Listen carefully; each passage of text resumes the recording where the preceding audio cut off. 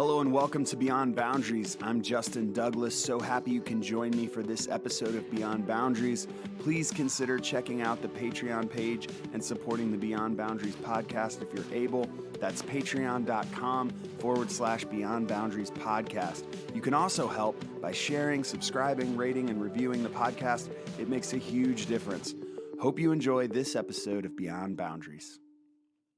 I am here with Alan Fernandez. Alan was the guest on episode 14. We talked about immigration and talked about his story. And now today we are going to have another conversation. And this conversation is going to be about hip hop and rap music, because Alan and I, whenever we are in the same room, we are typically talking about music of some sort. Welcome, Alan. How you doing?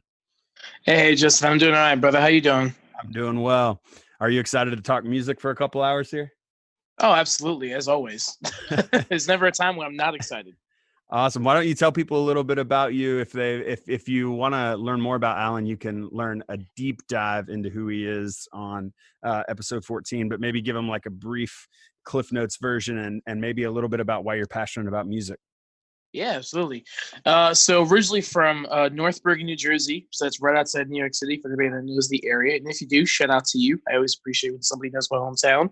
But originally from North Jersey, was born and raised to Dominican immigrants.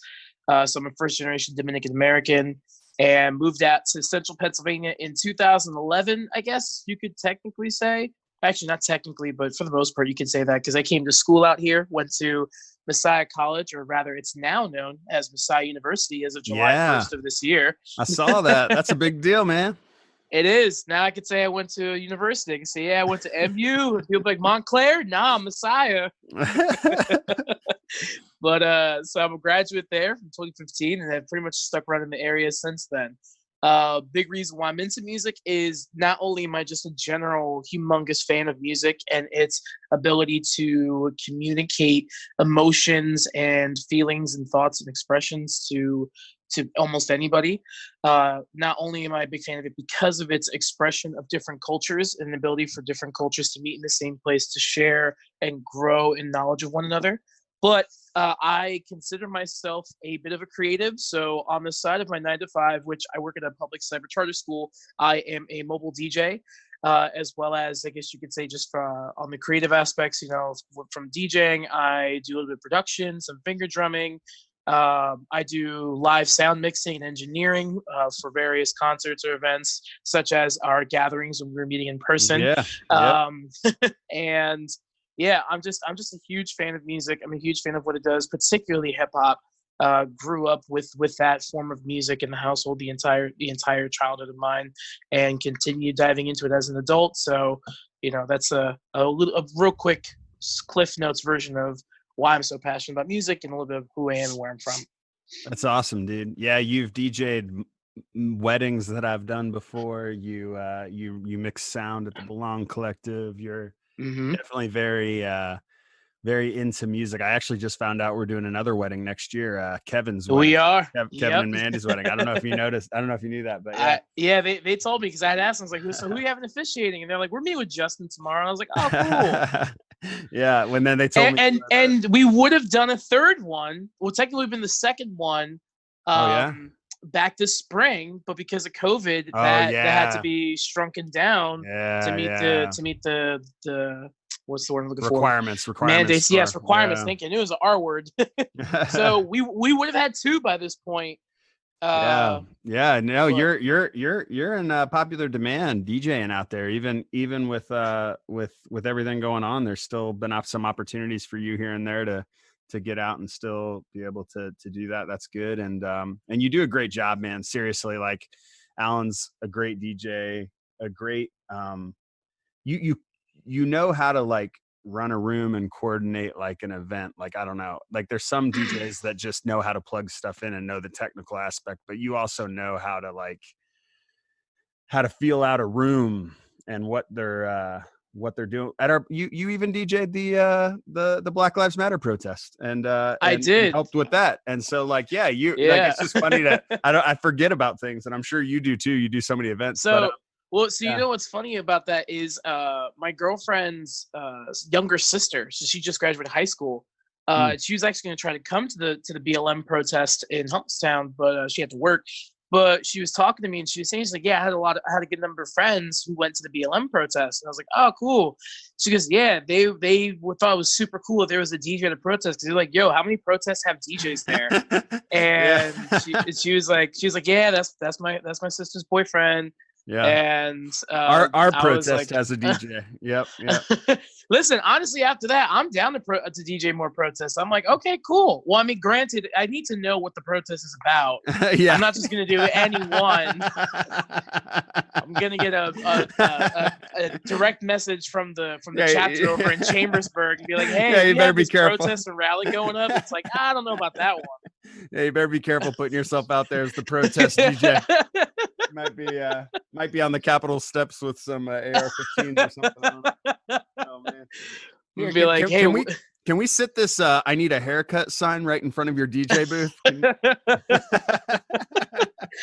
Oh man, my gosh, that's funny. Well, hey, yeah, let's start talking about music, about hip hop and rap. I know we could talk about all kinds of music, because the truth is, you and I talk about all kinds of music, not just exclusively hip hop and rap, but probably the biggest thing we spend most of our time talking about is hip hop and rap, and just the intersection of so much of what I think so intriguing about hip hop and rap is the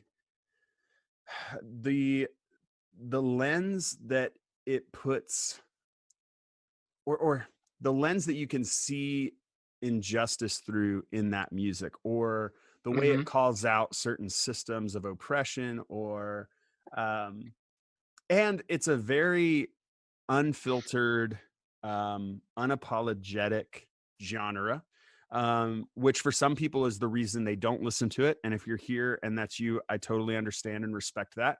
For others, it's that unapologetic kind of like blunt, this is, straight to the point kind of referencing that actually lets you know there's something real here and raw here that you can't really find in your more polished pop music, or other varieties of music.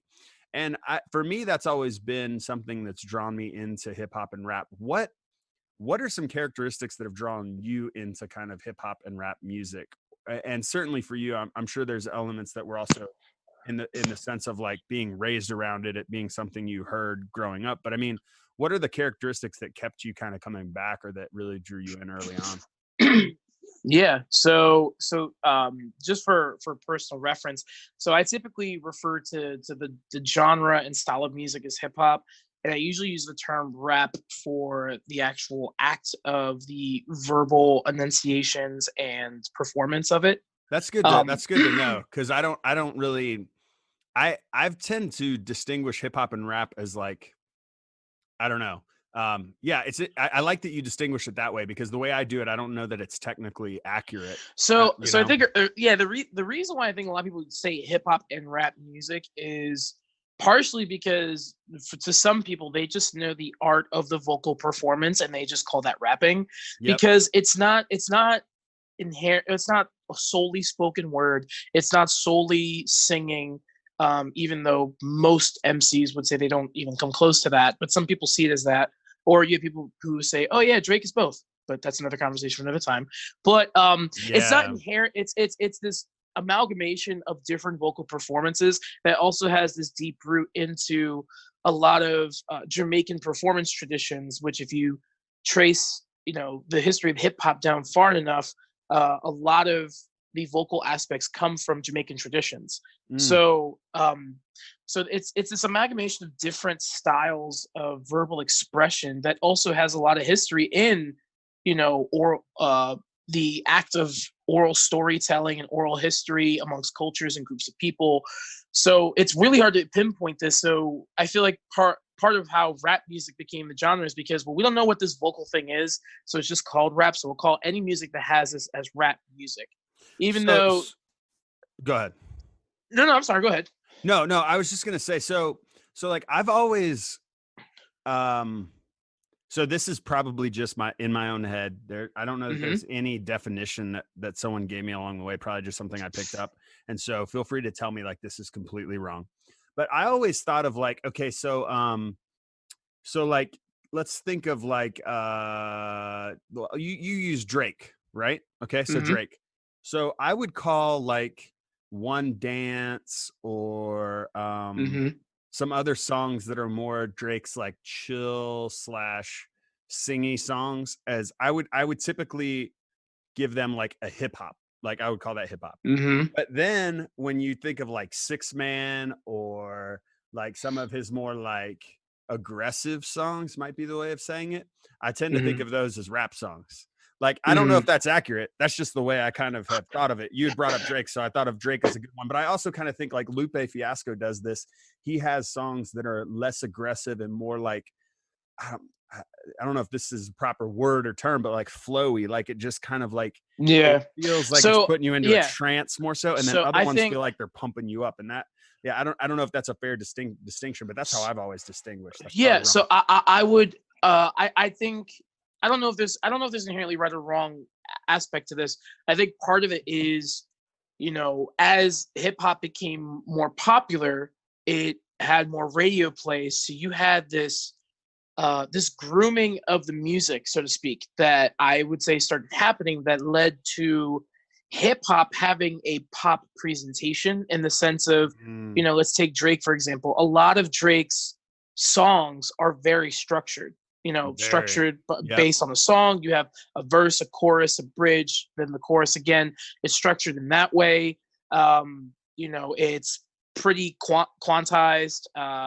There's a lot of elements of pop writing in the hip Mm-hmm. hop music, even Yep. though it doesn't overshadow the hip hop elements. In the case of Drake, especially with his discography over the last few years, he's really done what is pretty inherent to hip hop, which is doing a lot of blending. So a lot of what he's been doing recently has been a blending of, excuse me, his like and I'm trying to think of the word. I don't know the word. But basically, his interest in Afrobeat style music, his interest in UK grime. He's been on record that he loves UK grime. So a Yeah. lot of those influences are kind of invading his style and fusing with the hip hop. So Mm-hmm. I'd say that it's definitely that structured element. Or you think of many other very commercially successful hip hop artists, and a lot of the songs that are really high up there as far as their commercial success is very organized. Then you have some of your other hip hop artists who are categorized as legends and or really notable MCs. Like here's a really good example: MF Doom.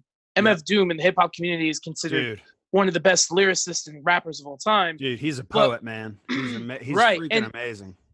right, and part of it is because he's not as, I don't want to say he's polished, because MF Doom is truly a really, really smart artist, but the presentation of it is not as I don't want to say packaged. Here's what I was saying. It's so Yeah. dense. It's so dense that Yes. you literally listen to one song and you're like, holy crap, that was a whole that the amount of lyrics that he can fit into one song is the same amount of lyrics you would find on a whole Drake album. It's Yeah. dense. And it's Yeah. brilliant. It's brilliant, but you have to be engaged the whole time, where I feel like Drake's just the thing you got on in the background and you're grooving to, you're not really paying attention. I don't know. That's the way I think Right. about it. Yeah, yeah, absolutely. Like, I think of some of his more recent songs, and as you said, they're very groove oriented, very rhythmic, very much like, okay, I'm kind of gliding along to this. But then I think to some of his other songs, like I'm trying to think of the album. Oh my gosh, the one album with 0 to 100. I'm trying to remember what that album is called. Oh, what is that album called? That's one of my favorite albums too.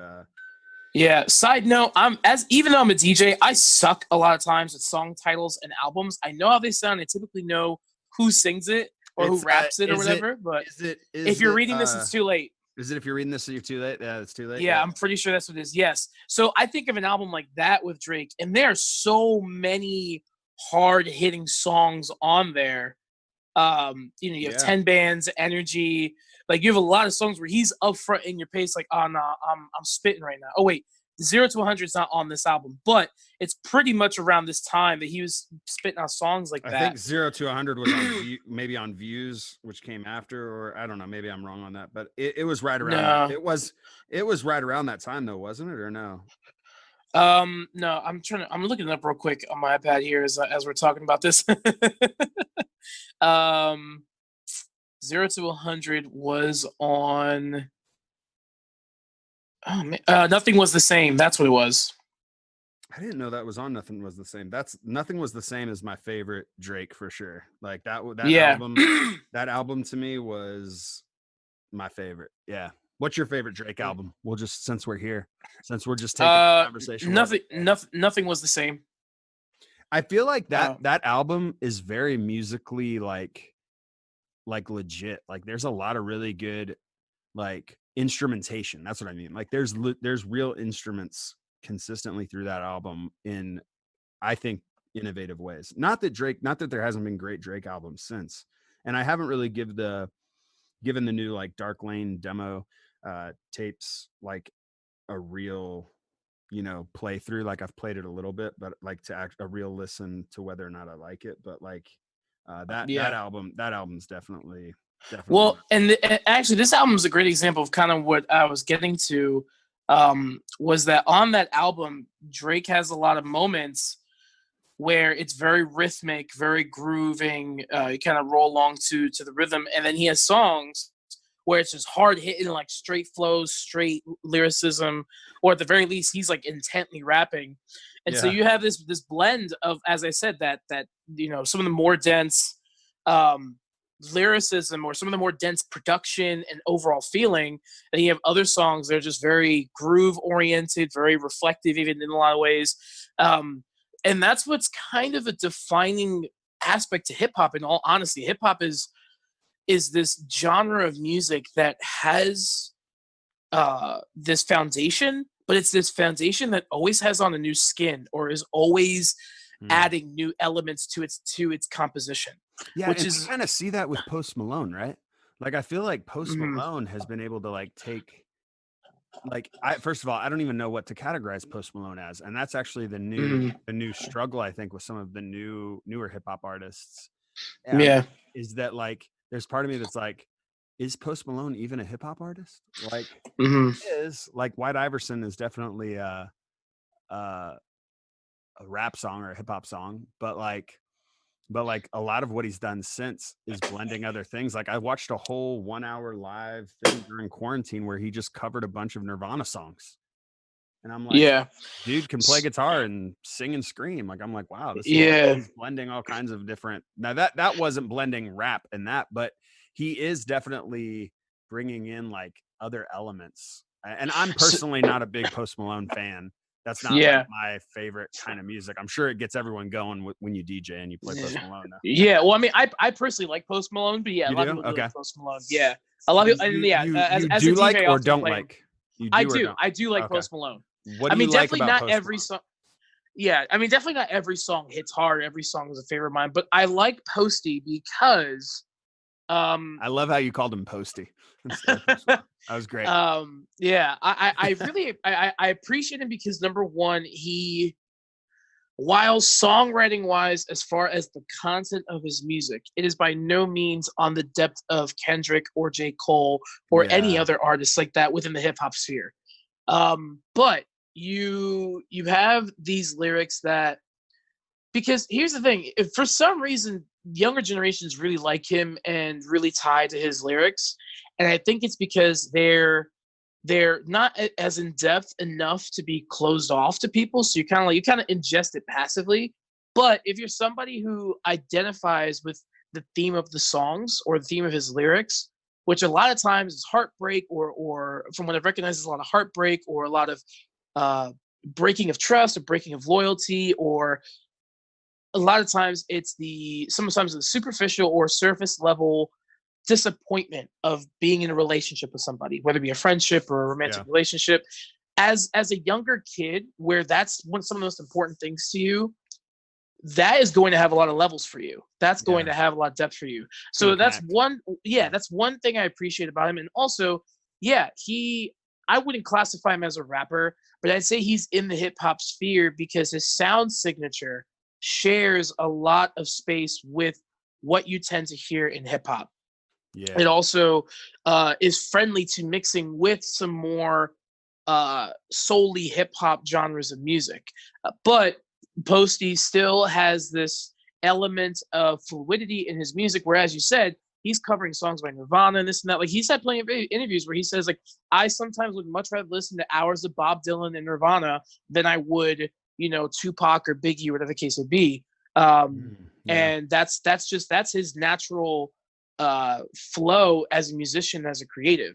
And there is something really cool to that, and there is something he kind of takes with that and puts in his music. Again, I wouldn't classify him as any modern musical genius, but he's just a really he's just a really fun, very creative guy who puts out music that could be super simple for you to enjoy passively, or depending on who you are, could take this really much more in-depth feel, which that could be argued because that's the subjective aspect of listening to music and tying to art.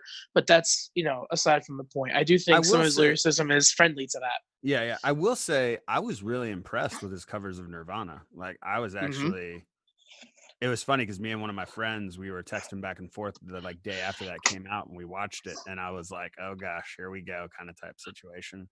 But even the songs he chose to cover, I was like, those are the songs I would have covered. And I'm like, he's killing it. Like, he's actually doing really good. Like, he can scream the parts where you need to scream. He can, and I mean, I grew up playing Nirvana. Those were the first songs I learned to play on guitar. So like, for me, I'm like sitting here like, wow, he's crushing this. And and it was a good time. What's your favorite Posty song? Honestly, I have to say, again, as a DJ, I suck at song titles, which is bad.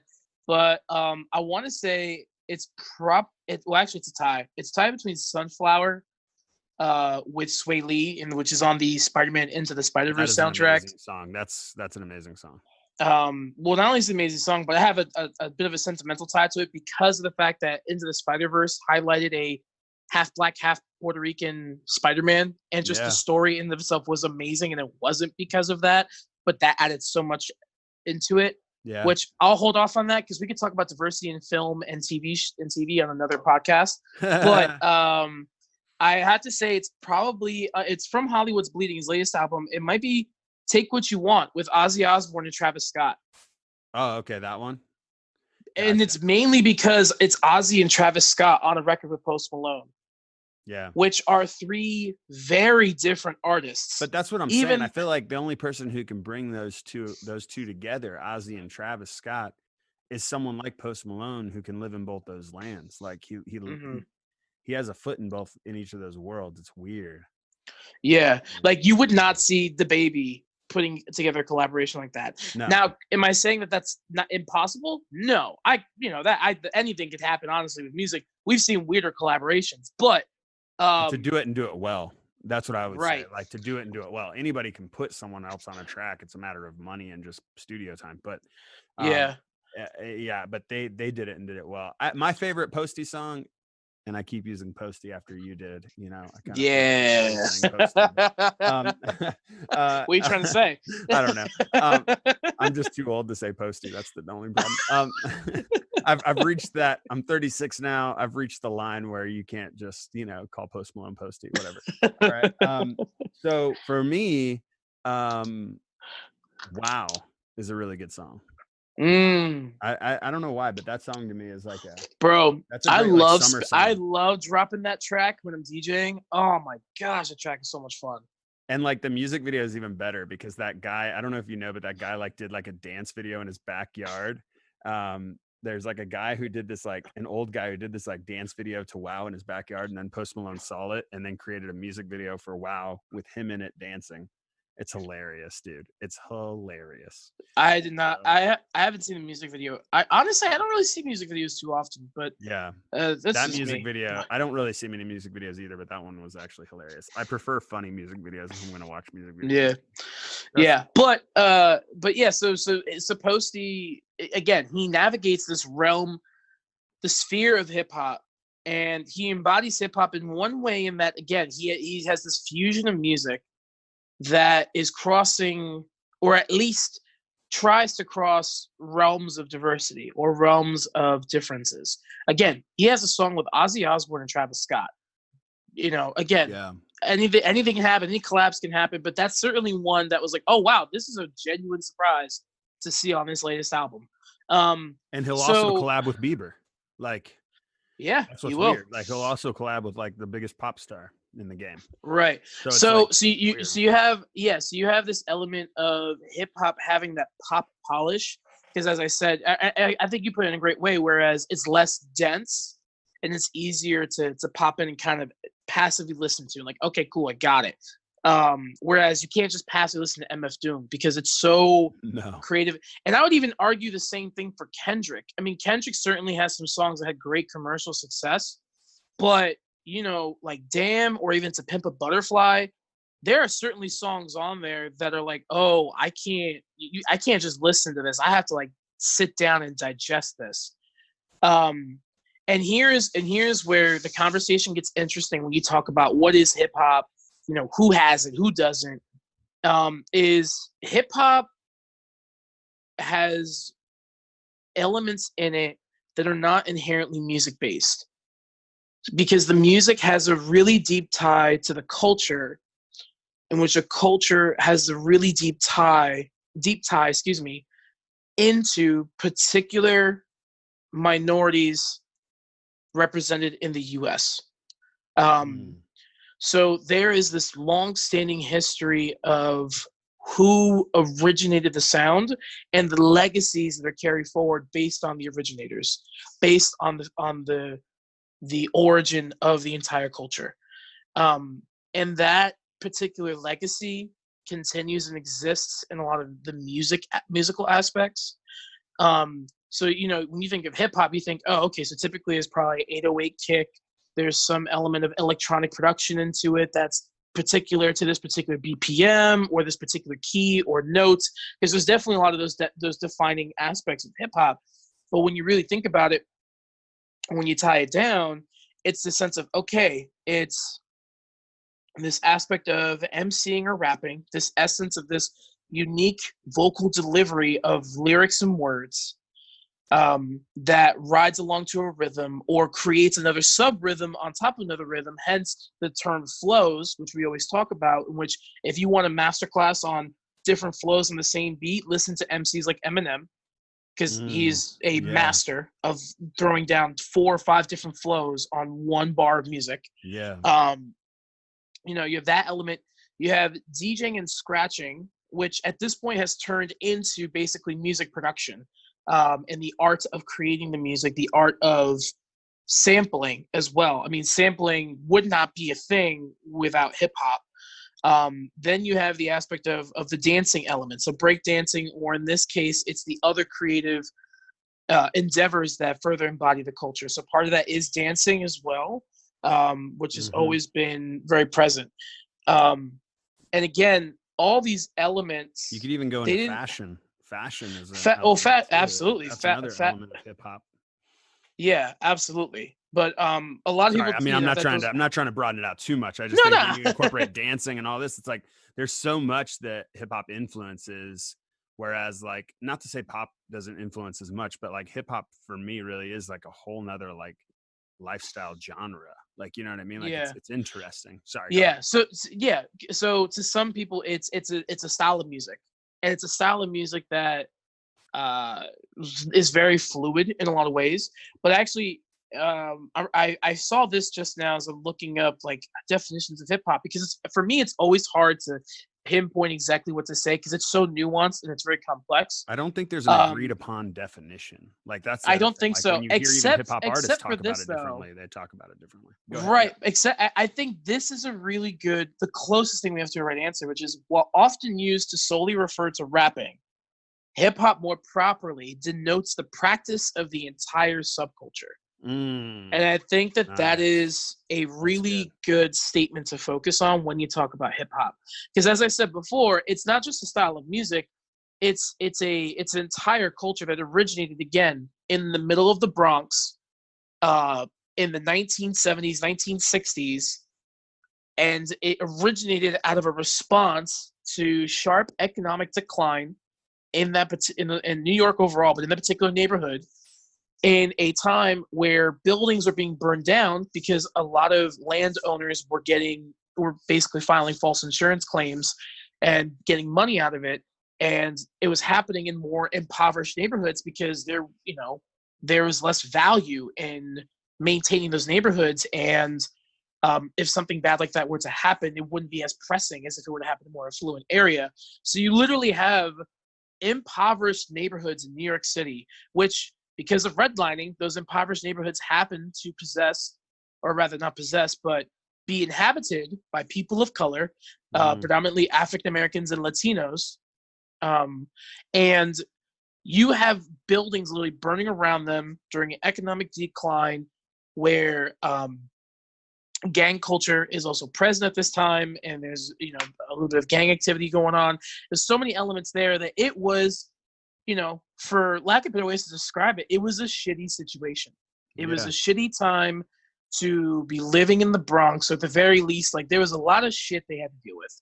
I apologize for cussing. I officially got the explicit mark on this podcast, but there's no better way to explain that. Yeah. So you have the youth of New York dealing with all of this, trying to process all of this, and literally the one thing they had to do, the only other thing they could do is maybe do drugs, and that was the big thing. They were like, okay, well, getting high is an escape, but then they realized, okay, but this is also getting us into further trouble, so what else is there to possibly do? And what better? And they were like, well, we can party. Let's start throwing parties. And you had a select number of individuals do particular things that would eventually become these parties hosted in the middle of the Bronx, where these kids would come and be like, look, as long as we're not dealing drugs or buying drugs outside, like, this is an escape for us away from what's going on, and another possibility of us having a higher probability of not getting into trouble. And then that's when you had folks like, DJ Kool Herc and Grandmaster Flash and Africa Bambaataa, and you had all these monumental figures in hip hop come through and start throwing parties. And that's where, the oral, poetic musical tradition from Jamaica started coming through, which would eventually evolve itself into rap, because it started as a way to just kind of engage the audience as the DJ would spin records and really do something no one else was doing, which was like, you don't blend disco records and jazz records or whatever the case may be. You don't just blend that like that. You play and you let it go through, then you flip the vinyl over. These things were not happening. They were not a thing. And so you had kids out of desperation and out of an attempt to just have hope for another day and escape from what was troubling them deeply, innovate and create an entire culture, or begin an entire culture, which laid the finding grounds to the music that came out of that, which was basically the face of the culture. And so that's why it gets really hard to talk about what is hip hop, because you cannot disassociate the music from that history, especially when you ask anybody, regardless of whatever racial bias they may possess, which everybody has one, regardless of their skin color, which is very different from racism. Again, another podcast we could talk about another time. But there's racial bias everywhere. And you ask anybody of any racial bias, no matter how woke or how ignorant they may self-describe themselves to be, when you think of hip-hop, what is the first caricature of a face that you think of when you hear that term? More often than not, my opinion, I would say they're going to think of a African American's face. Yeah. But particularly a male African American, because they have tended to be the dominant presence amongst hip hop music, which we're seeing a radical shift in that over the last decade, not even decade, the last 20 years, but especially in the last decade. Elliott was like my favorite when I was in high school. Oh yeah. I mean, Missy Elliott, Little Kim, even Ivy Queen, even though she was more, tied into the Latino community or something into that. But again, another topic, another podcast. But that's what I think would be commonly thought of. And again, I'm not saying this generalization. That's not truth. That's my opinion. But no, I think that's probably a fair poll, that if I walked up to anybody and asked what even just the first person that came into their mind, the only anomaly that would break that poll might be Eminem. But because he is some people's number one MC, which absolutely. which he I think he deserves to be in that He conversation. deserves to be in that conversation. That's the weird thing. Like, it's like not that it's weird that he deserves to be in it. I'm just saying he is good. He's really good. He's incredibly talented. Do you think it's fair to say that hip hop has always kind of held this almost? Is it fair to say that hip hop has almost always centered itself, or at least found its roots? Or so either centering or finding its roots, or when it's had the best voice, it's been speaking up against the injustices of its day, or at the very least partying in the face of injustice, like celebrating. Like, I think there's something beautiful about celebration when you're in those moments, like what you described, like when you're going through hard times and you actually choose to celebrate. There's something beautiful in that. I sense that like some of the best hip hop that I listen to, like, or at least what I would characterize as like really like good hip hop, is stuff like Kendrick, that's usually calling attention to injustices, or choosing to celebrate amid the pain, and like not afraid to call out the brokenness that exists in our world. Like, you know what I mean? Like, and it seems like that it really is at the foundation, at the core of what hip hop was at the beginning. Is that fair to say? Yeah, I think that's very fair to say, because there's just something about the nature of that music and the nature of that culture that when it is done for the means of having a voice against injustice, when it's used as a means of granting artistic expression for the sake of having freedom, and that knowing your voice was amplified to some degree, regardless of who listens, to know that the voice was amplified is that is when that genre of music, that culture, tends to be at its I wouldn't say at its best, because you could certainly have a bad hip hop song about good messaging. A lot of people commonly go to Eminem's, not his latest album, but the one before that, as a good example. But regardless, there's this intensity that's present. There is this, okay, you're saying something and it has to be heard, whether it's artistically good or not. Regardless of that, it's this sense of, whoa, something's being said. And now, fortunately, a lot of times, I think the art is good when that happens, because the art came about by that nature. And so I feel like there's this, almost altruistic, or this, not spiritual, but this, for lack of better terms, a spiritual connection between the origin of the genre and when it's amplified best, which is in those moments of speaking of injustice, or representing as a voice for the voiceless, or to the voiceless. So like, I think fast forward to like from the Bronx to the West Coast rap, or hip hop, where you have in the midst of the Rodney King riots and such like that, you just have this, this iconic song, F the Police, that like is all about the injustice that the Black community is dealing with police, and predominantly, in that region at that time, that was known beyond that song. Does that make sense? It was those stories were going out beyond the music. But I would say this, like, that particular song in that moment in history is something that, like, without that song, I wonder if it would be as well known. Does that make sense? Without that, like, contribution. And I'm not saying that contribution is, I want to be very clear here. Like, I think art holds this place of like being someone's truth. That doesn't necessarily mean it is true. And what I want to be clear about that is just to say, like, I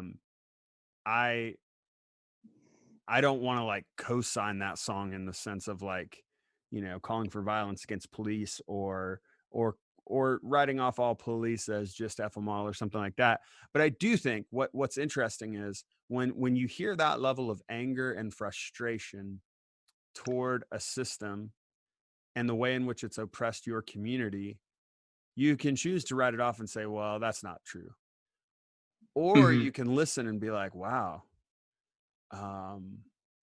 there's some real raw emotion there of Mm-hmm. individuals who have dealt with some pretty rough things around policing, it seems. Like, you know what I mean? Like they were able to encapsulate, I guess, it's as if hip hop is the protest music, I guess, is what I guess I'm saying. And you hear it in all these different waves. And now obviously you have Kendrick, and Toby's been doing a bunch of like protest type music, like even with his most recent song, Arrest the Killers of Breonna Taylor.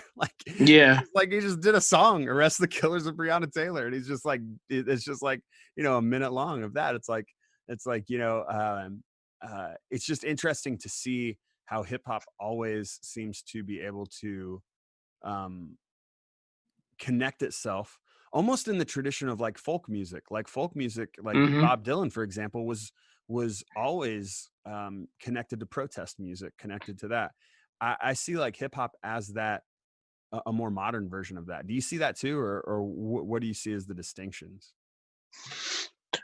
I mean, it's a really good question, because, you know, when I feel like there's this element that always has to be disclaimer when talking about this topic, because saying that hip hop is this protest music, is this music for the voiceless, it almost, some people would interpret that as, oh, so rock can't be the same thing, folk can't be the same thing. Yeah. Which is not the argument there. No. Because, you know, art is art, music is music. Art is always a reflection of what we feel and what we think, and it has that. Excuse me. Wow, I'm having dry mouth here. Hold on a second. You're all right. Get a drink, man. Get a drink. There we go. All right. Muted myself to get a cough.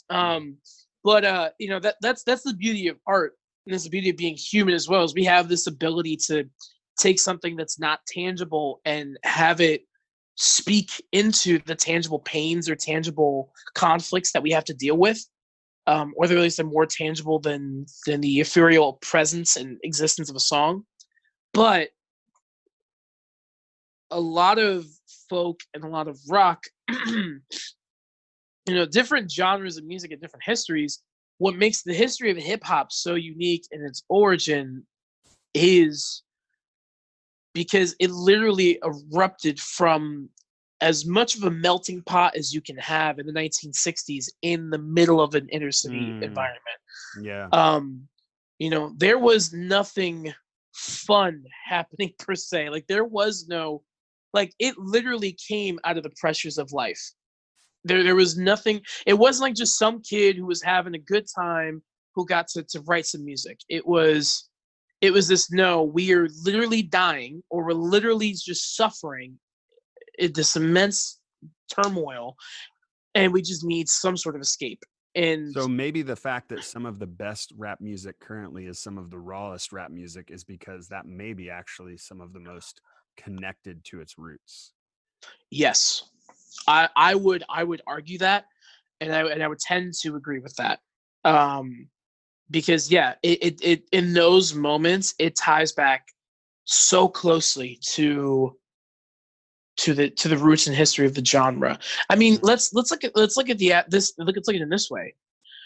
Let's look at the international appeal to a genre of music or to a culture that's based in a style of music. I mean, obviously, you know, rock has had a massive international presence, you know, especially when you look at, you know, from the 60s to even the 90s, so much of the rock classics are from the UK. Like, so many classic rock bands and artists are from the UK. Beatles, I mean, Rolling Stones, like you exactly that. You can keep on and on. Queen, you know. Yeah. So you have this presence, but you think to. I'm gonna dive into some academic terminology here. So I took a global Christian theology course in college.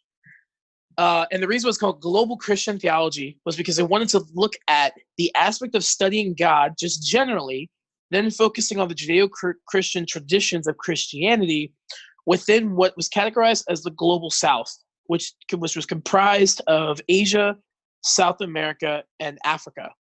It didn't include North America or Europe or any other particular cultural groups or long-standing geographical locations that tended to have had positions of power across history. Yeah. And that's definitely tied a lot to the aspect of race, which a lot of the global north tend to be of white background. So, so I remember this class prefaced it perfectly. You're attempting to uncolonize theology in that would be right. That was a big purpose of the course. So I want to take that term of the global south and apply it to this conversation. When you look at the impact rock music has had to the global south, we've definitely have seen rock bands comprised of people from Africa or various parts of Asia, various parts of Africa, various parts of South America, especially South America, where Latin rock is a really formidably present subgenre amongst the rock umbrella, for sure. And you can even look at other genres too, bossa nova or jazz or any other style of music. But every time you go to the elements of hip hop, that the presence of hip hop in the global south is astoundingly strong. Yeah. Astoundingly strong. To the point where you have in categories in Spotify about various Asian countries and their hip hop artists, especially to where there is such a really dope and strong sub community present in hip hop culture that's inhabited by Asian Americans and Asians overall.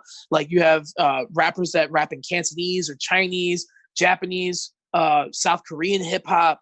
And there are these strong pockets of that present within Asia.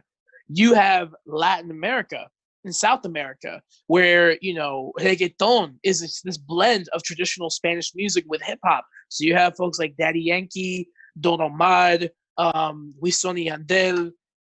Dude, every time I go to my Puerto Rican barber, like he always just has like Puerto Rican rap blaring. It's always Bad Bunny. Like I don't know this guy, like but I've probably heard every one of his songs now. It's always Bad Bunny is one of my favorite right now. Really? And he's I would tout him to be the next Daddy Yankee, not the Daddy Yankee of his generation as far as his influence on Latin trap music, reggaeton, and just Latin electronic music overall. But again, another topic for another podcast. No, it's a whole topic. Into this, dude. It flows into this podcast. No, it does. It does. I find it interesting though, because he's really good, but it is a different.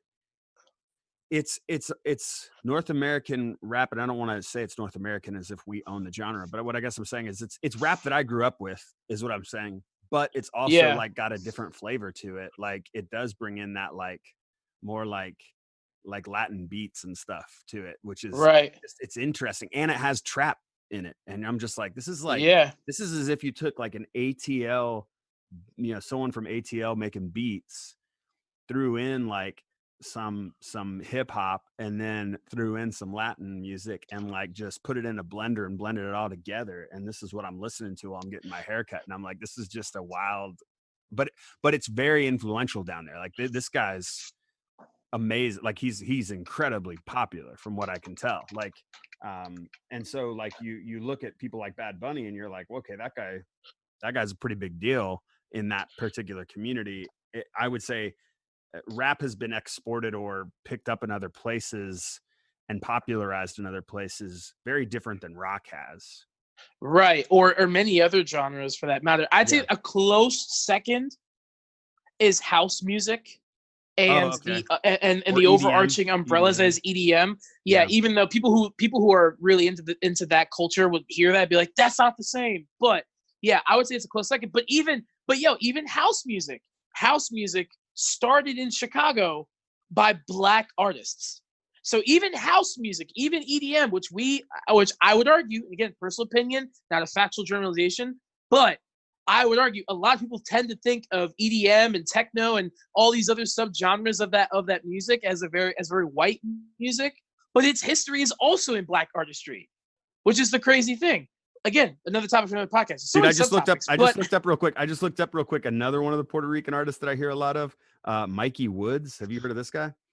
I have not. I don't know anything about him, but it's just funny because like I know what they look like because he has like he doesn't listen to music. He has music videos playing. So like I've watched all the music videos. It's just, whatever, it's funny. Oh, I would also recommend El Residente. He is another Puerto Rican rapper and artist. He actually has, I think, a documentary on Netflix as well. He is one of the most prevalent voices in Puerto Rico and in South America in general for activism and for injustices and things like that. But that's exactly what I'm talking about. Fat Joe's Puerto Rican, right? Is Fat Joe Puerto Rican? Yes, yeah, he is. But that's exactly what I'm talking about, and that's kind of what I'm getting at with the reach into the global South. You know, even in Africa, which, you know, in Africa it's a little bit more complex because you have the elements of Afrobeat as well, and the interfusions that are happening there. Like Africa, across its many different cultures and countries, is one of the most rich in music and diversity in its music continents in the world. And I think so much of Western culture sleeps on it. Now Afrobeat's kind of becoming very popular with, you know, you have a lot of artists that are coming through. They're also doing collaborations with a lot of pop artists that we know, including even you know, some Latin artists like J Balvin and Bad Bunny and things like that. But it's one of the most culturally rich amalgamations of hip hop and other styles of music related to that are happening there. And here's the kicker. It's not just a sense of a mainstream attraction or mainstream success. It's also success because of its presence in protests in those countries as well. One of the biggest examples I can think of, and I remember this story popping off in 2019, but I remember even hearing about it before this, is Egypt's underground hip hop scene. Really? Egypt has this really in-depth underground hip hop scene that's all focused on it's sort of like the Backpack Conscious style rap, but it's all very political and very socially conscious lyricism. And that is very understanding considering a lot of the political situations and or conflicts that Egypt has found itself in, and even other neighboring countries and or countries associated with Egypt's history and things like that. And if you go on Google and just look it up, there's a couple of really good articles about it talking about that. But yeah, I remember I can't remember exactly what was going on because I remember hearing about it in passing, but I remember there's a situation happening in Egypt. I remember a friend of mine posting about it on Facebook, and I remember doing some research on it real quick in the moment, and I remember seeing news clips about these rappers in Egypt going and leading the way in protests, rapping lyrics, and performing in the middle of a protest. Like, it's one thing for me to DJ from a stage in a protest, but these dudes were literally performing in the middle of a crowd in a protest in the middle of Egypt. That's and these hilarious. MCs were getting arrested and beaten and all these other crazy things because what they were rapping about was an opposition, stark opposition to to what the majority stance was, and in stark opposition to the injustice that was being allowed by their ruling powers. I think it's so interesting that you bring up like regions from a standpoint of like, if we were to even just stay in America, it's interesting how hip hop and different sounds and forms have even been formed regionally within America. Like, because that's interesting too, to me. Like, you have, you know, when I say West Coast rap, the first thing that comes in your mind is going to be Tupac probably, or Dr. Dre or Snoop Dogg, right? And they have their own like kind of like particular sound. And then like, if I say East Coast, you're probably going to think Jay-Z or Big E and, you know, or others. And that sound is a little bit different. And then like, if I say Texas, you're probably going to think Paul Wall, and you're going to start thinking of like, it has a very like particular sound to it. And then if I say like ATL or trap, which in a lot of ways those became synonymous for a while, not so much anymore, but for a while that was where it was all coming from, that kind of region. Outkast or Luda, or, you know, they have their own sound too. And then you think of like Eminem coming from Michigan, like you even have Middle America kind of, which is pulling from all these different sounds in a lot of ways. And so it's just interesting, even regionally. Speak to that a little bit. Like, what do you think of when you think of the regions of even America, of how hip hop is so regionalized too? Well, I would say part of that is the nature of the art style, where it's about it's about basically making music your own, taking whatever you can and what you know and redistributing it through the filter and lens that is you. And a lot of who we are is based in where we're from and where we grew up. Regardless if it is a terrible experience or a positive experience, a lot of who we are comes from where we grew up and how we grew up. So when you have something popping off in a particular region and you have 1 to 5 people beginning to take something, deconstruct it, and then reconstruct it through their lens, you're going to have your friends and family nearby be like, yo, that's dope. That's super cool because I remember hearing it from the East Coast, do it that way, but we're doing it this way. That's super dope. And because of the limitless potential of hip hop, and that hip hop is literally, based on, hip hop was created out of nothing. So literally, you can continue the spirit of hip hop by creating something out of nothing, and it's always based on innovation. So you have these regional pockets take certain things to do that. Even when you can even see this from a linguistic perspective of the certain terminologies that you hear in these different regions of hip hop. So for example, West Coast right now, a lot of, the term bruh, especially that's a part of the Bay linguistic characteristics of hip hop there. Or you even think of South with ATL. Yeah. Which I've actually been kind of diving deeper into hip hop from the Bay Area. What's your favorite Bay Area rapper? Or who do you like? Because I mean, G-Eazy is from the Bay, right? Right. I'm not gonna lie to you right now. E40's from the Bay. Yes. I'm not gonna lie to you right now. I've been listening to a lot of Daveed Diggs and his past discography. Okay. And honestly, it was because of the musical Hamilton, because he was in it. And I'm not gonna lie, I was like, yo, this dude can spit. Like, he's spitting as Jefferson and Lafayette, and this is dope. And I learned this whole deep connection to the Bay Area, and I'm like, oh my gosh, I've always heard about the Bay Area representing in the hip hop community, but I had never had a chance to dig deep into it, or just never came to be. E40 is one of my favorite rappers. I forget what the song was, but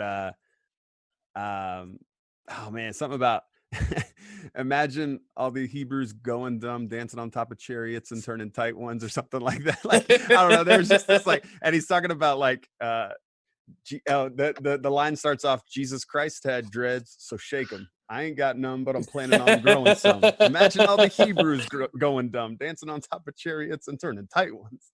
I don't know. E40's hilarious, man. I love him, even when he's featured on songs. He has one of the best vocal one shots or ad libs ever. Yeah. You're in for a good time when you hear ooh. You're in for a good time when you hear that ad lib come through.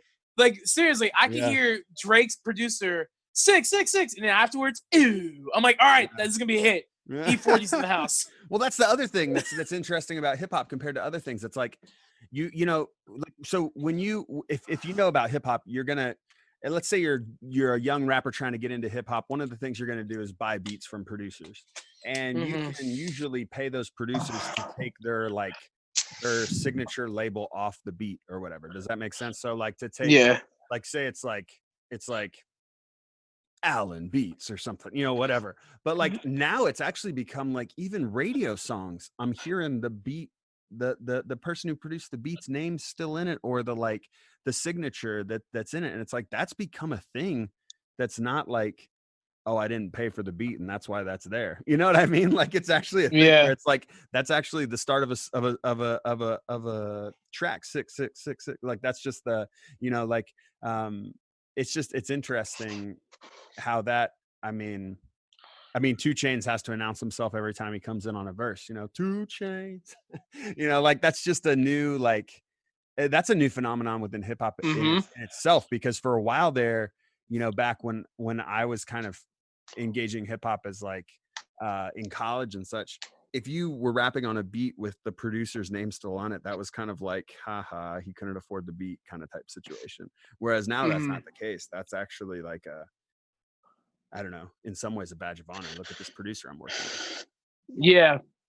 No, it's a very interesting thing. I mean, the elements of production and what that looks like has changed drastically, especially because of how accessible everything's music accessible. production has become, which is why I honestly love talking about it with people, especially with the students at the school I work at for my 9 to 5. I love talking about it because I'm just like, yo, back in the day, your only option to record music was to spend like $1,000 to get just a little bit of time in a recording studio. Otherwise, you couldn't access the tools in there. Now, who even goes to studios anymore? At the very least, what independent artists are going to the studios anymore? Not many. They're doing it from home because they're doing it from home, or they buy they rent out like a super small office space in some office building and flip that into a studio because it's super accessible. You don't need like a huge record label studio now to put out amazing quality work, chart topping, hits. I mean, that's what Macklemore did. That's what Chance did. I mean, that's what when they first came up, that's kind of what they did. They were just DIYing it. You know what I mean? And So that has changed the entire culture with music production. Which, you have the producer tags where it's interesting because now you also have the business infrastructure of leasing beats, which was the big issue. If I remember correctly, that was the big issue with Designer's Panda, the huge hit from like 4 or 5 years ago. That beat, he initially had leased out from somebody, and then he ended up buying the beat from that with the masters and everything, because then it became a commercial success. So even that element of like you're renting out your beats, and then there's this ability to then buy it or sell it to somebody and all this stuff. It's a double-edged sword, because while it has these amazing opportunities for the business aspect, which I don't know if in the past hip hop producers, or at the very least, a lot of people who are trying to pursue hip hop had that thought in mind, like the business. And even now, there's still a lot of kids who don't really think about the business aspect. But when it comes to beat leasing and beat purchasing, there's so many different pros and cons to that it's a bit of an overwhelming world to navigate. But the level of opportunity is so grand. That's why there's 2 artists who I would tip, like if someone were to ask me where to find more information about this, I would flock to these 2 artists. One is Illmind, who is a Grammy-winning producer. He's produced for J. Cole, Beyonce, Jay-Z. I'm pretty sure he's done stuff for Drake. I also really appreciate him because he's from my area. Well, he's from Jersey City, but I'm from North Bergen, so we're not too far. And he's a Filipino American, which, as far as recognizable producers, I can't think of many Asian Americans a part of that collective. Yeah. So he's up there. So he's representing in that regard. Shout out to a lot of my Filipino friends and all that in the Filipino culture. I love them. But he is so intelligent and very insightful on the business aspect of being a producer, the leasing of beats, selling them, and all that stuff. Like, he has his Instagram's chock-full information. He has a podcast called Blap Chat that he has with other producers that talks about the business infrastructure and then the creative aspects. And the second person I recommend is Ruslan, who Christian hip hop fans would know from the group The Breaks.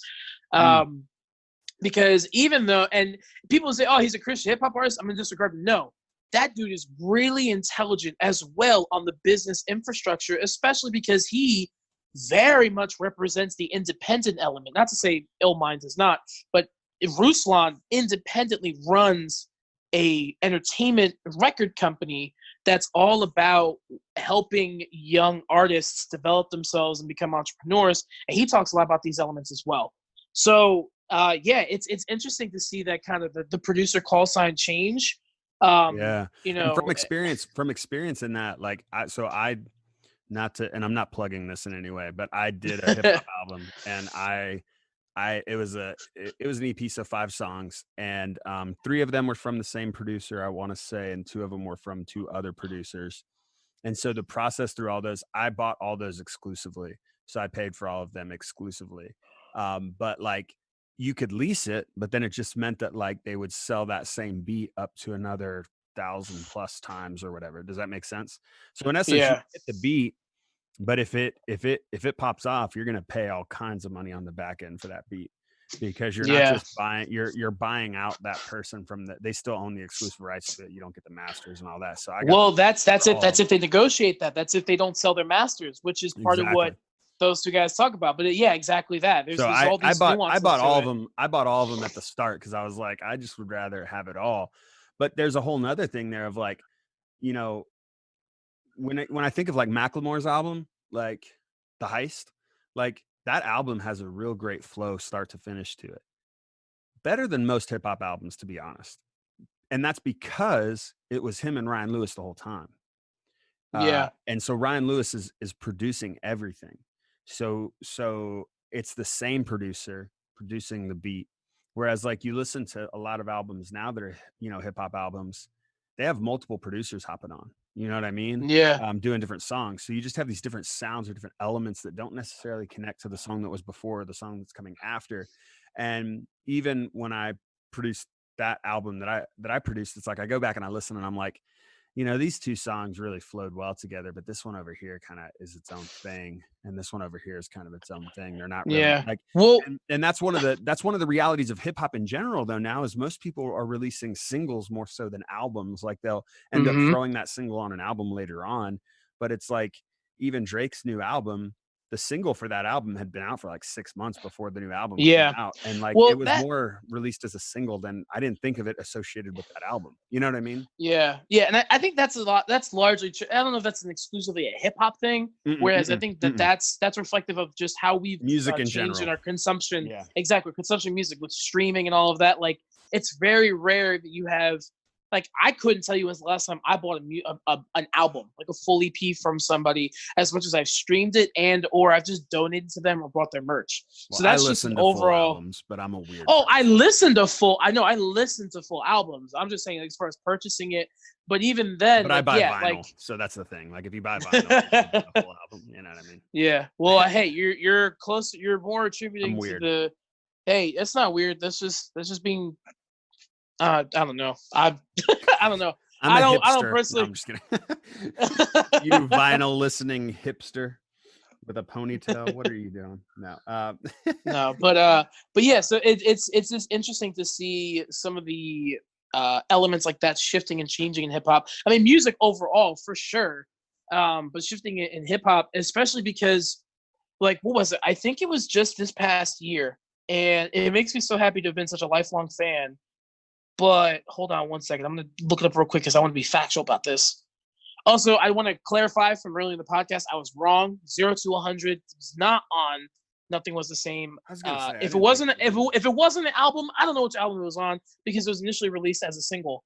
But let's see. I want to say, was it just this past year?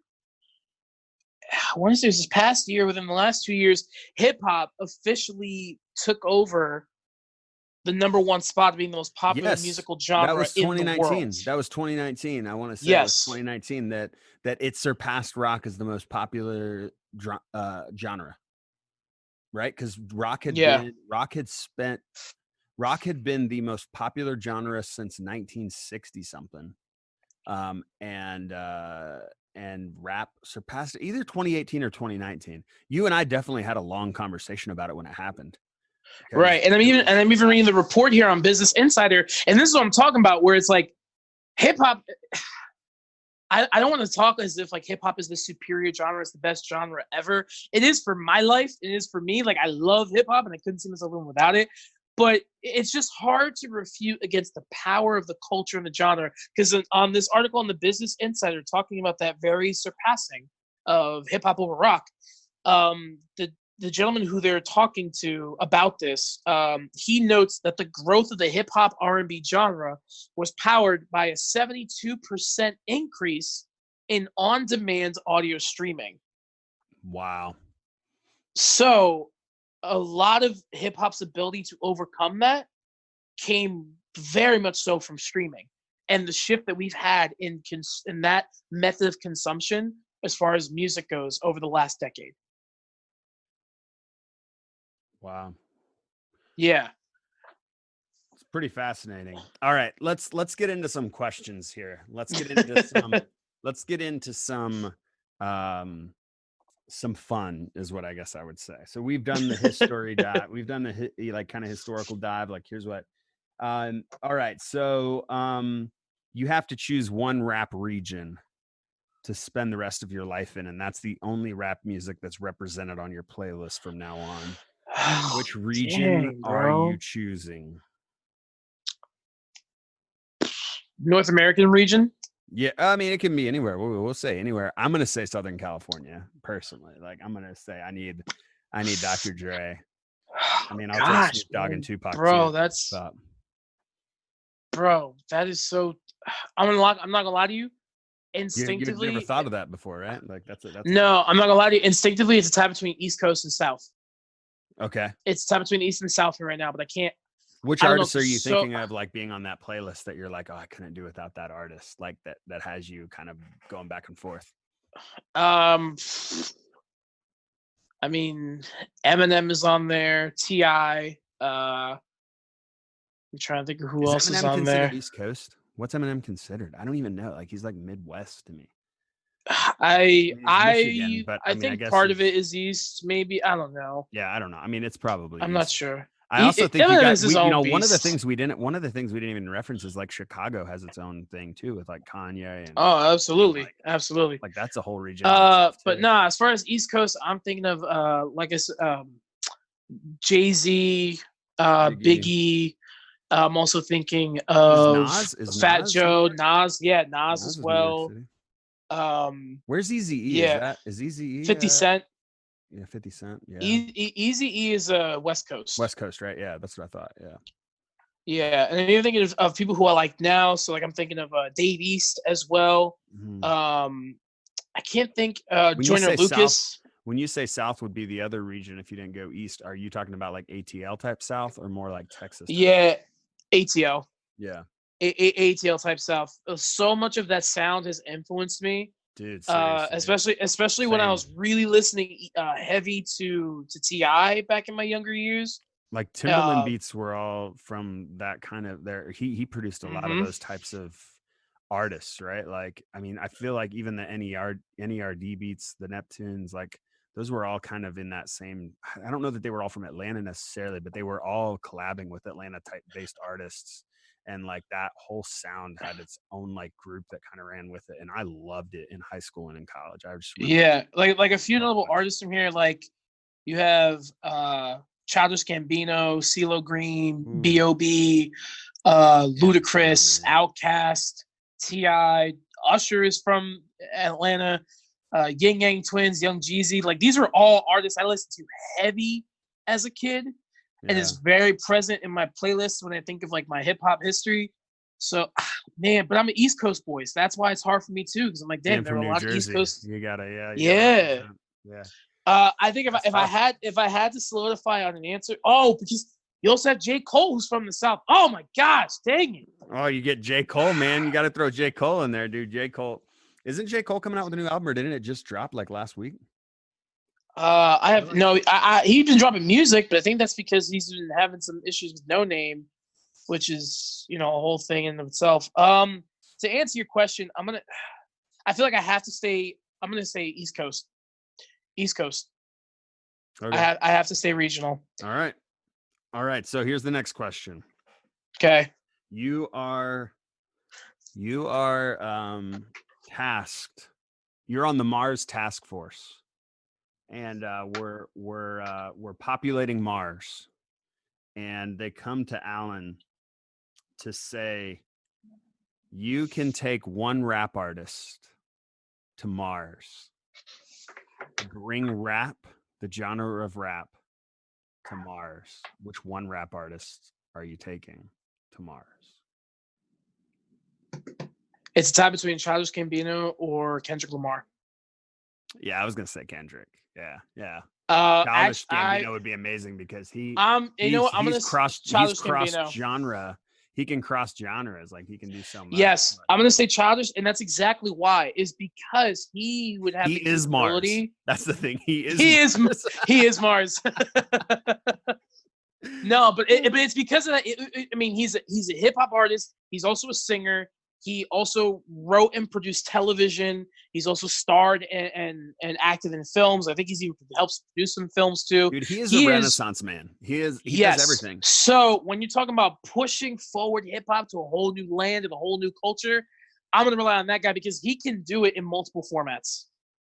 That's a great answer, honestly. Like I didn't think like that. That's a really good answer. Okay, now you take Childish Gambino. You're on the spaceship, and you and Childish get to talking, and they say you can bring one rap catalog of any artist, not Childish Gambino, but any other artist, one full catalog of all of their albums to Mars, and it will be the new catalog, if you will, of this new land.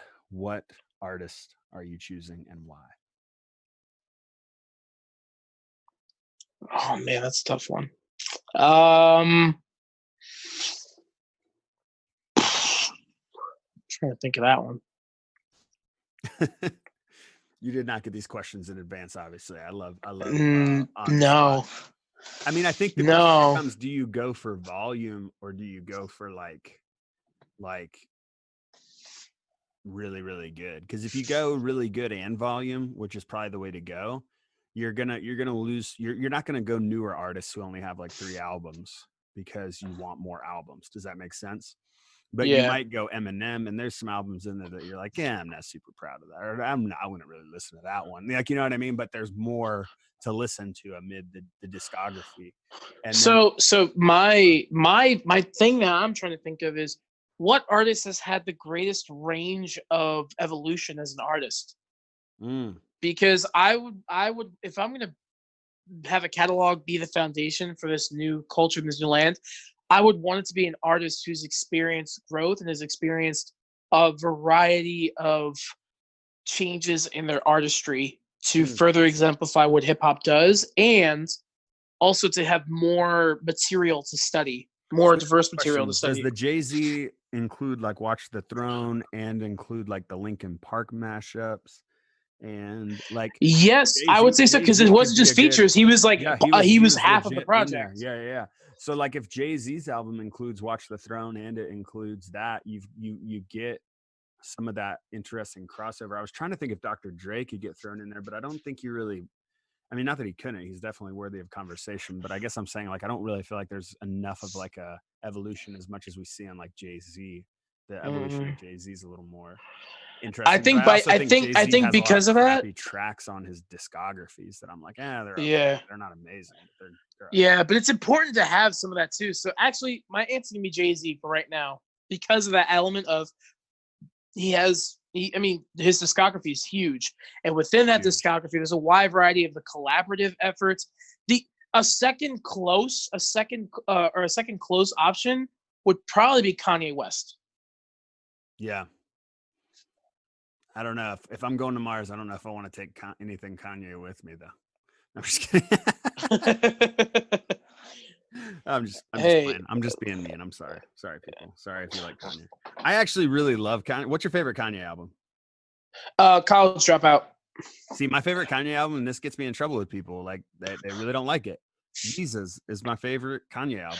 I respect that choice. I love the experimental beats, man. And like, that's what I say about Yeezus, is that like, I personally don't ever give it the time of day, but what I will always say about it is it was one of the most progressive hip hop albums in terms of its artistic direction and style in the 2010s. Dude, I vibe to that album.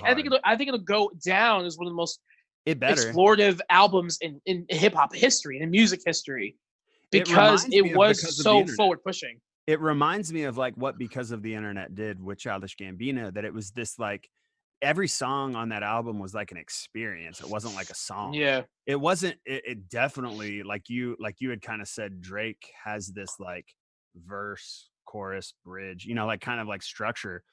You'd be in the middle of a song and all of a sudden the song just drops and like a new 808 beat comes in and you're like, where did that beat come from? What's going on now? What is it doing? Yeah. And then like it would get really dark really fast, and like you're like, whoa, this is weird. Like, and like, I don't know, it just, those kinds of elements to me I've always enjoyed. I think I like odd, weird, when a song kind of, Travis Scott does it a lot, where he switches up a whole song. It's almost like 2 different songs mashed together, and like after the second verse ends, all of a sudden the song like the floor drops out of the song and then a whole new beat appears and the song keeps going. Like Which song did he do with Drake where it did that? They did it at the Super Bowl even, or he did a portion of it at the Super Bowl. But anyway, he definitely that kind of I think that inspired people like Travis Scott, like Yeezus did, and others to do even more like weird experimental sounds with hip hop, which I think we're still kind of on the precipice of what's possible with all that, because some cool stuff that's out there. Well, I mean, regardless of your people's current opinions on him, which I'll state mine right away, is that like, sure, he's saying a lot of stuff that's kind of tripping, like he's kind of tripping a little bit, to be honest. But for me, I personally view it as like, okay, this guy, it's no secret that this guy has always had some sort of conflict with his mental health, especially since the passing of his mother. I think we can even see that in his artistry, which is not the sense of cherry picking that element, but because he's so creative that it just automatically paints itself in his music. So for me, a lot of what I've been seeing the last couple of years has been a man who really convincingly seems to be having some elements of conflict in that regard. And he's also not been scared to admit that, which is I highly respect, especially when you look at overall men of color have an issue with admitting that sort of thing, but particularly amongst African American men. So like he's not afraid to admit that, or at least he came to really be unashamed about that. I just continuously see a man who's having conflict with his mental health, and or the conflict of seeming to have a radical personal transformation. In this case, it's of him. Something is sticking with the aspect of Christian faith, and trying to navigate that space in the position that he has been in as one of the most influential hip hop artists of our time. So I oftentimes don't look at Kanye as like this guy's tripping or he's stupid or ridiculous. I just continue to see it as this is a guy who just needs love and just needs help. I don't know what that's looking like in his personal circles, but yeah, that's my opinion on Kanye. Just as a quick aside, because did you see Kim Kardashian's post about she actually made a really well thought out post. I want to say it was even just like a week ago. Where it was like I want to say it was on Instagram, and I didn't actually see it from Kim Kardashian. I saw it, someone else reposted it, and I read it, and it was really well worded, and it was pretty much just talking about what it's, the challenges of mental health in that world, and I would venture to guess that like you and I know people with that struggle with mental health, and I must believe the pressures and the weight and the stresses of that are magnified when you are famous. But then famous even in the way in which Kanye is famous, which is in a lot of ways kind of a shock jock famous rap artist too. Like, you know what I mean? Like he is famous for sometimes the things that you wonder if it's attached to his mental, health, So I think all of that is really hard to sometimes separate and still see a human being, which I think is really important that we do that. But at the same time, I mean, he's made some really good music along the way, and I will always respect the artistry in it, even as there are things that he says that, like you said, he's tripping, you know what I mean? But, all right. So we have our catalog. We have our artist. If you could bring one producer, who would it be? Come on, dude. Bro, I'm between. I'll tell you who I'm between. I'm between two, and you can go completely a different direction. But I would either be bringing Timbaland or Dr. Dre. I think Dr. Dre has so much experience producing so many different artists. But I personally like Timbaland's sound, but Timbaland might not have as much versatility as Dre. So I don't know. And we're talking the producer to help educate and talk about what is hip hop, correct? Sure. Okay. Damn. Bro, I always, my list of like top DJs is always shifting.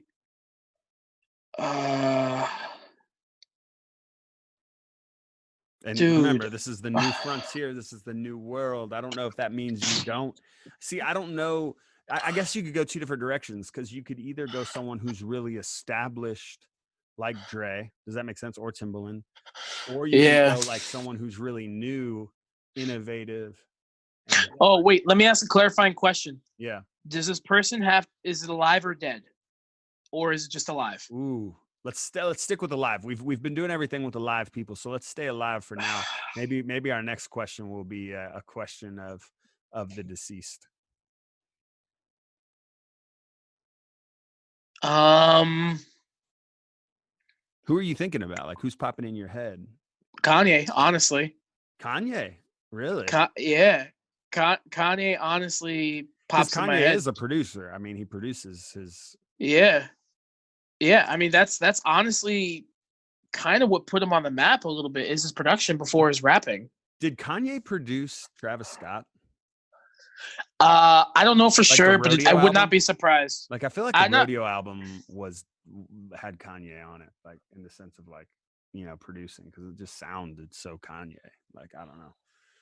Yeah, but honestly, he's the first that comes to my mind as far as alive. Okay. We can stay there if you're cool with that. Yeah, that's my answer. All right, Kanye. Even though I said Kanye wasn't going to Mars, he's going to Mars now. Going to Mars. We've got our producer. You said I had the choice. It's your choice. I'm asking you the questions, man. I'm asking you the questions.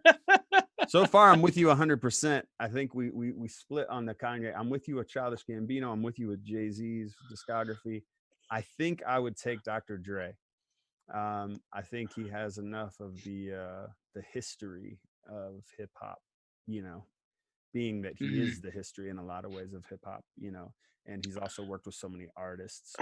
But I think Kanye is a fair choice. He's definitely has produced. My close second was going to be I don't know which answer you'd accept it. My close second was going to be the Neptunes or Pharrell. Dude, the Neptunes or Pharrell were my close second. Like, I would even say like Timberland. To me, Timberland, Neptunes, and Pharrell are all kind of like, they all kind of worked on so many songs that I love. Like just that sound. Like, even just like I think of like Justin Timberlake's albums, like Justified, and like just how good those beats are, man. Like, they hold up. If you go back and listen to those records from like forever ago, it's not that long ago, but like when you listen back, you're like, wow, these beats are good. Like, they're Timbaland beats, or like any of the Neptunes or Pharrell beats are amazing. Like, yeah.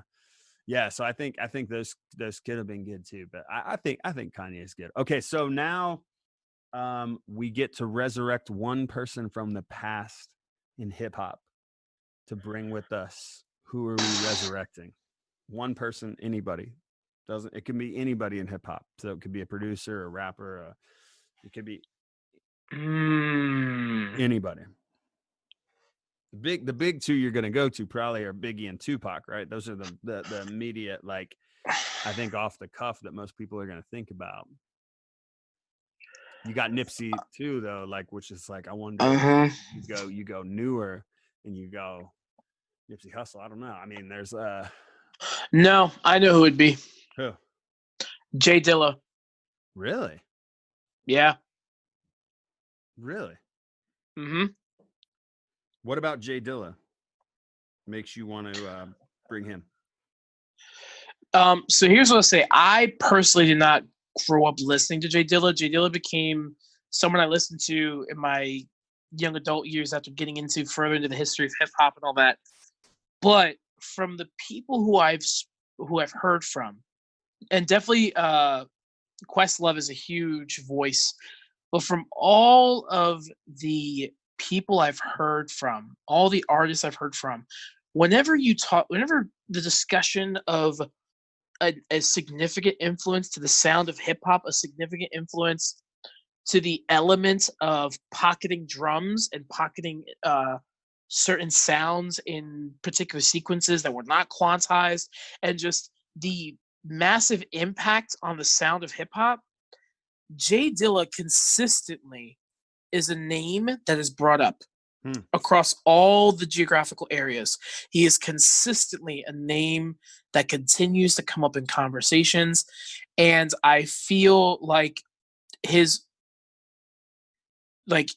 was not done with his career. He was not done continuing pushing things forward.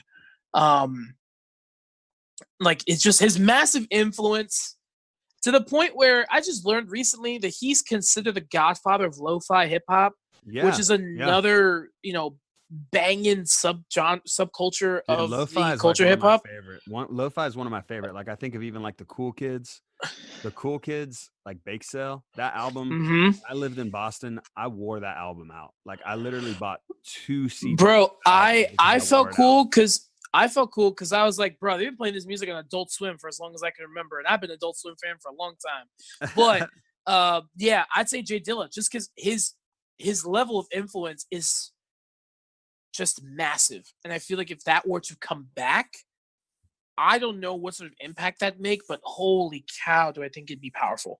So as far as pushing a new frontier, Jay Dilla is the one I'd be resurrecting.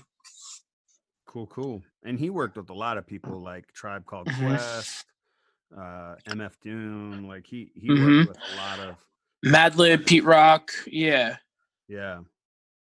No, that's good. What are some other questions we can think of? That's the list of my questions. I think I don't know if I'd go Jay Dilla. I think I'd probably go Tupac or Biggie. If you had to go Tupac or Biggie, which one would you resurrect? Let's say right now you could resurrect one to make an album in America. Let's remove Mars off the table. Who would you go, Tupac or Biggie? Tupac. Tupac, really? Yeah. What about Tupac over Biggie? Why Tupac over Biggie? Oh gosh, I gotta be careful with this. Especially because you're from the East.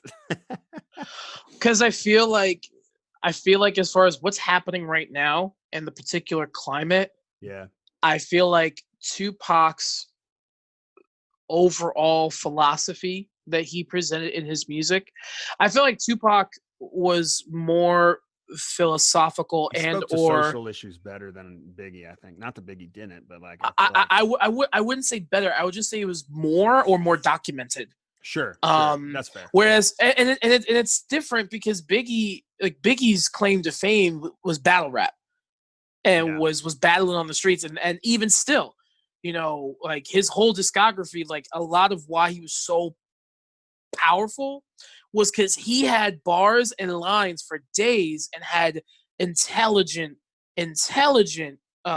construction of lyrics that was in the elements of that battle rap off the cuff perspective.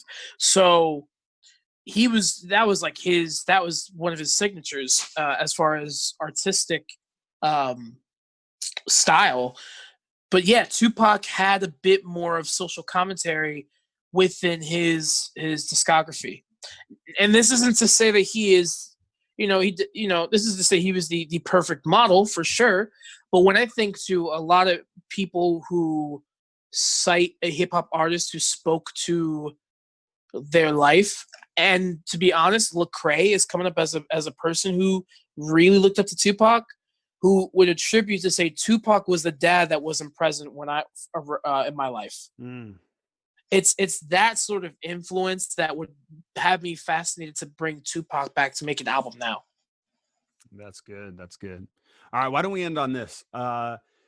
If people, we have half of summer left, let's say, roughly. I don't know technically about how much summer we have left, but obviously it's been. As of this Friday, it's gonna be about a month. It's been a unique summer. Let's do this. We'll end with 3 albums, okay?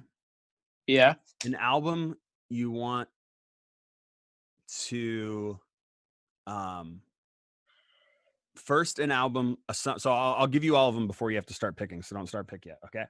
Like a summer album you just want to turn on and groove to, like it's just that kind of like whether you're outside, whether you're at the beach, whether you're whatever, but it just kind of represents summer to you, and it's a hip-hop album that represents summer, and like maybe it even represents the windows down in the car while you're rolling through the street, whatever. That kind of an album that you would go to. What would your go-to album be for that? or song, if you want to stick with song. If it's like, I can't think of a whole album, but a song, that's fine too. What's your go-to album for, I want to engage and think and be challenged? What would that look like? And what's your go-to album that people probably don't know? All right. And I'll do it too. I'll do it too. All right. So what do you want to start with? Let's do Summertime, because that's a good one to start off with. What's your go-to summertime album? That's a good question. I gotta think on that for a sec. I'm trying to think what I listen to when I have the windows down in the car, when I'm just like rolling and having a good time. And that's the problem is like so much rap you just don't listen to in albums, you listen to in singles, you know. But I mean, I'll say this. I know it's not really a summertime album. So I'd say I'm between two for me. Like it would be Because of the Internet, just rolled down and cranked while I'm rolling. I love that album. It's just a little bit too choppy to where there's songs on there that aren't going to really give me that vibe. Yeah. But the one I'll definitely say is just about any Drake album is great for the summer, in my opinion. Like I think the two that I go to first are, like I said, my favorite is Nothing Was the Same. But if you're reading this, It's Too Late is good, and Views is good. So I would say in the summertime, I listen to a lot of Drake. I really do in the summertime, I listen to a lot of Drake. And usually it's weird to think that Nothing Was the Same as 2013 now, because that feels old. It feels weird that it was 7 years ago. But that was, I think that year, I think that was, because I always do a top 10 like favorite albums of the year. And I want to say that was in my top 3 that year. And it still holds up today when I go back and listen to it. Like, and it's a good summer album. There's some bangers on there, so it's a good time. All right, you go. Dang, man, that's tough. There's a few albums that pop in my mind right now. I want to roll the windows down and listen to. Right now, I have a tie right now. I'm trying to decide which one. It's Kendrick Lamar's Damn, or trying to think what the name of the album is. Big Sean's I Decided. I'm not sure which one of those I'd pick. Because Damn has so many good grooving songs on there. Yeah, it has your good couple of hard hitters, but same thing with I Decided. Because in my opinion, I think Big Sean is still slept on amongst a lot of hip hop aficionados. I think he is too. So I'm gonna go with I Decided, just because I'm looking at the track list down. I'm like, yo, I want to listen to this album after we finish this podcast, because it's such a good album. I love I Decided. See, I really liked Dark Sky Paradise, and I got into I Decided too, but I don't know why, but I just something about Dark Sky Paradise. I don't know, just the beats on that album I really liked. But yeah, is that because E40's on that album? Probably. I mean, Kanye West is on there, E40's on there, Ty Dolla $ign's on there. I mean, there's a bunch of I mean, Lil Wayne's even on there. We didn't even talk about Lil Wayne. This is the first mention of Lil Wayne. I mean, and Drake's on there with Blessings. You know what I mean? There's a lot. Yeah. That album was way up. I feel blessed. Yeah. Straight up. All right. So we got summer album down. All right. So the next one was an album that'll make you think. Oh man. Or like that you have to engage in some way. For me, this is where I would go back to Kendrick. What you said, I would go to Damn for sure. But I think you could honestly go Good Kid, Mad City, To Pimp a Butterfly. You could just go about anywhere in that collection, and find something to engage in. You know, I want to challenge myself and see if I can think of an album that's not Kendrick, because I feel like he's often sought to. If I go off Kendrick, I would say Run the Jewels. The new Run the Jewels album is really that's a solid choice. Engaging politically and just very, very social in its statements and in what it's doing. I think you could go Toby, or like more concrete lyrics, I guess. I don't know if that's what necessarily we're talking about when we're talking about engaging, but I do think there is that concrete lyricness to it. Yeah. I'm looking through my playlist or my albums here because I'm like, bro, there's like a couple of ones coming to mind.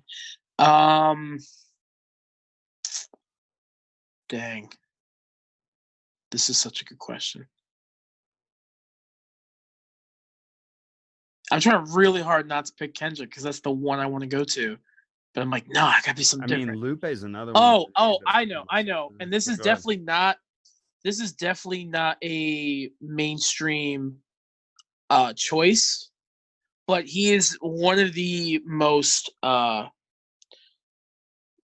lyrically dense and multi-layered MCs I've heard. Is Mr. J Medeiros. Never specifically his Saudade album. Mr. J Medeiros.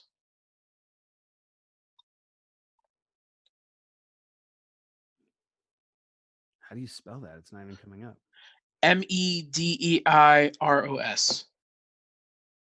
Here, I'll send it to you on iMessage right now. But that album has a lot of really good lyricism. I remember listening to it and I was like, bro, I don't even understand half of what he's saying because of how layered it is. Nice. And he to me has always been very, very, very slept on. He's kind of popping with French hip hop culture actually, because he has a group with the producer 20 Sil called Alta that's pretty popular right now. And he was on a group called the Percussions, which some of the Christian hip hop fans would know that name. But Stro Elliott was in that group, who is now a member of the Roots. And Stro Elliott and Mr. J Medeiros have done work together. Interesting. Yeah. Yeah, that's definitely an underground listen right there.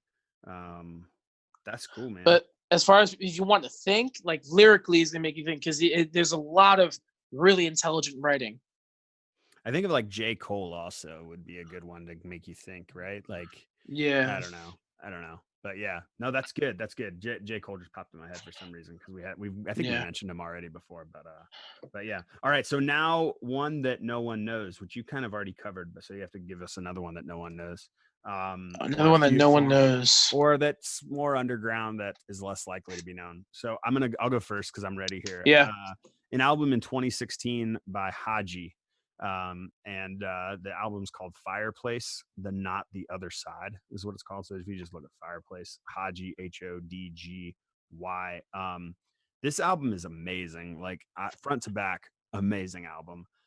He's got Busta Rhymes on it. He's got Lil Wayne on it. And if you don't know anything about Haji is from Odd Future. So his like background is that he was kind of part of the Odd Future crew with Tyler the Creator and all that, or what was it called, like Wolfgang or whatever they're called. Yeah. So anyway, I don't know how you feel about all of those people, but I really like Haji. I like Frankie Ocean, obviously. And I did like Tyler the Creator's Flower album. Was that what it was called? Yeah. But ultimately that album by Haji, it's really good. And it has some like really redemptive themes. Like he has a song on there called Resurrection.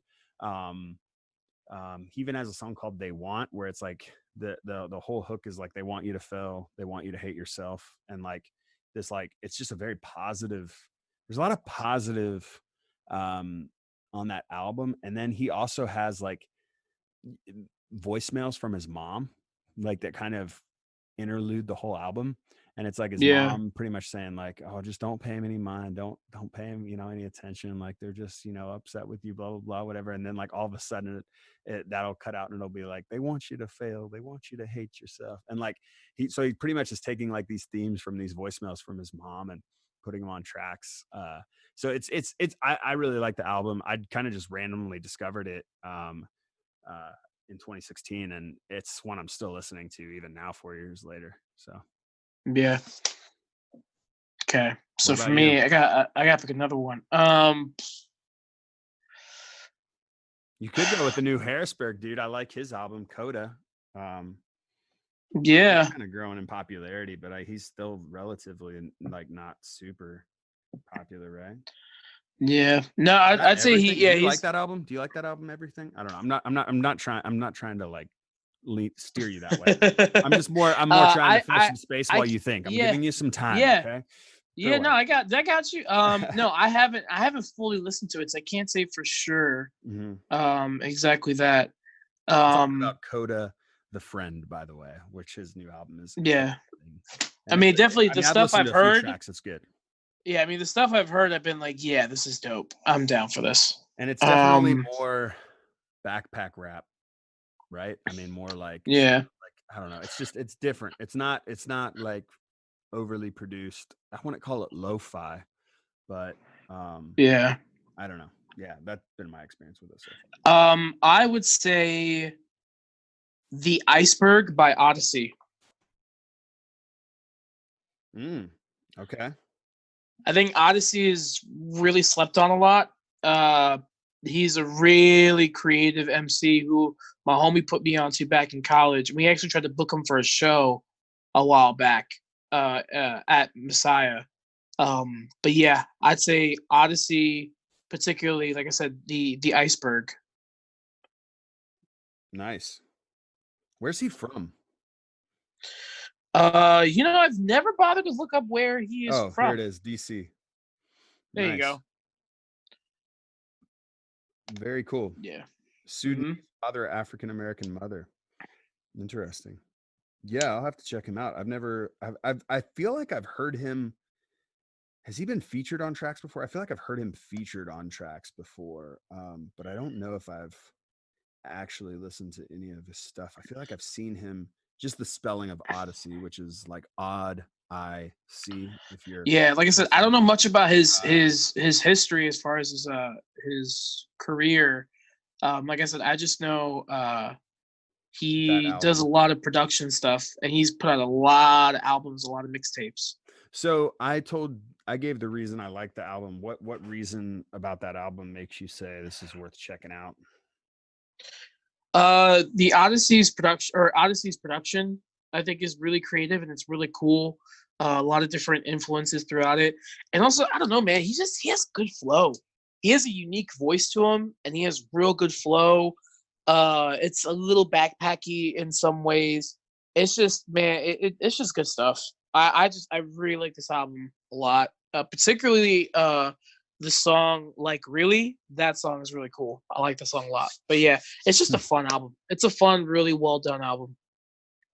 Awesome, dude. Well, this has been a good chat about hip hop music. Anything else you want to leave people with before we shut down the combo about hip hop music?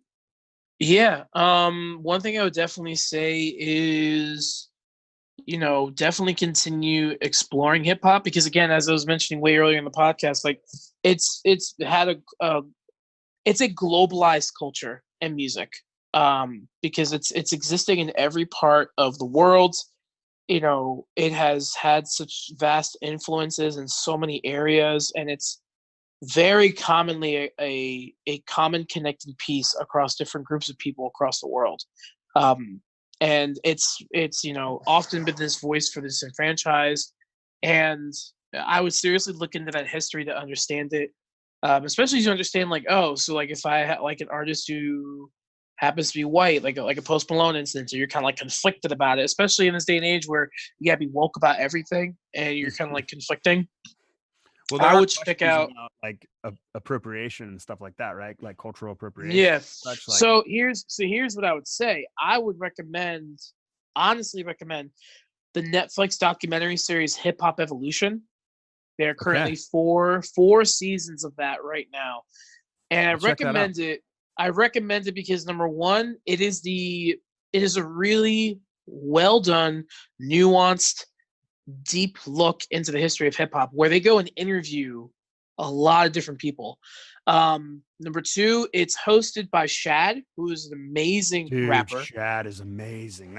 If you've never heard of Shad, you should just go listen to, I want to say it's TSOL, his album. Oh man. Yeah. Sorry, keep going. Sorry. You said Shad. No, so Yeah, no. So he's the host of it. He's a phenomenal job going through that. So that's the second reason. And third reason is it's just like, y'all got Netflix. Y'all want to binge something? Go binge this, because it's 4 episodes each season. I think they're an hour long, so you got some good content there. And it's just, again, a really good look into the cultural significance of hip hop's upbringing, and just seeing the long-standing legacy that has created, and why people who are deeply invested in the culture see it as way deeper than just music. Dude, that's great. I mean, anything Shad's got his hands on is worth checking out, and I haven't checked that out yet, so I need to go listen to it or watch it right away, because I'm confident it's going to be good. And if you haven't heard of Shad, I'm going to say it one more time. TSOL. Go listen to that album. It's 10 years old now. I just looked it up. It's 10 years old. I can't believe it. Rose Garden is an amazing song. At the Same Time is an amazing song on that album. Go listen to those. Well, I think we've given people all kinds of potential musical choices to go check out if they want to grow their hip hop library. Also, Fam Jam. Please know. Go listen to Fam Jam. Fam Jam? Okay. Yeah, I'll check that from out. Shad. Oh, from Shad. Yes. Yeah. And Flying Colors from Shad. I mean, all of his albums are good. Just listen to anything with Shad on it. But if you want to comment on things that Alan and I should check out, just comment on either the Podbean or wherever you find this posted at pastorjustindouglas.com, or on Facebook or Instagram when we post about it. Like, just find the thread there and post, and give us some songs that we should check out, some hip hop stuff that maybe we're not thinking about, or let us know how you would have answered the questions we talked about. We definitely want this to be interactive. We'd love to hear what you're thinking. So don't hesitate to interact in that way. Alan, thank you for being on again, and I hope you have a good rest of your night. Yeah, man. Thanks for having me.